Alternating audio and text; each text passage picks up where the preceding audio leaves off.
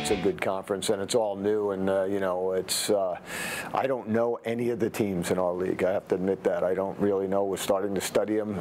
I certainly have great respect for all the coaches in the league. I know every one of those guys, and they've all done an amazing job. And yeah, well, you know, I think losing Notre Dame to the Big East, the 5 teams from the Great West still are intact, and I think that's a great conference in itself.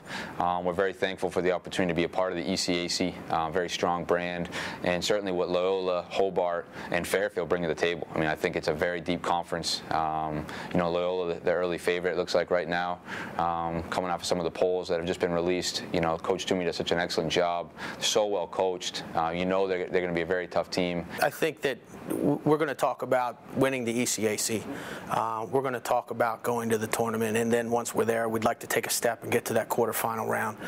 But you know, right now with the team that we have, I think really getting better game to game. I think with our schedule, you can't take a weekend off, and to be able to be in a position to get to a quarterfinal game, you don't want to go in as the 16th team. You want to go in somewhere around 8, 9, 10, and put yourself in a position to get to that next round. It's going to be a dogfight. You know, I think every week is going to be a challenge in that conference.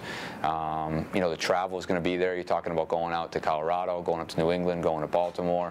You know, that presents a challenge for student athletes. You know, when we have our finals for us are right kind of in the middle of our season, so it's going to be pacing ourselves through our non-conference games, getting through our finals, and then preparing for our conference schedule.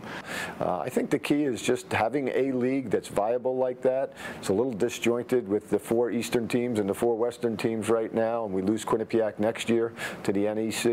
But you talk Loyola, you know, you're talking Hobart, and you're talking Fairfield, you're talking rich tradition, great facilities, and schools where they want to be really good in lacrosse. And then you throw in the Western group that's been at each other's throats for a while now. It's going to be, you know, a pretty compelling conference.